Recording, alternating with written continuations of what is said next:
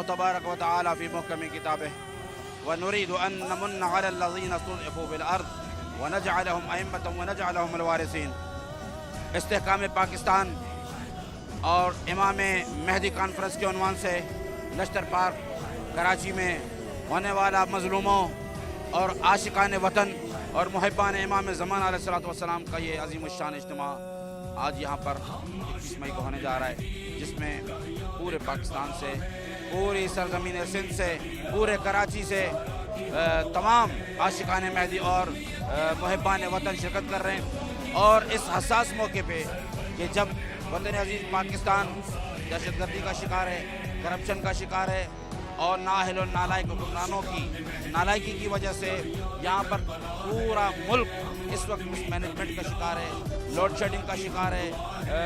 مس governance کا شکار ہے اور دہشت گردی کا شکار ہے،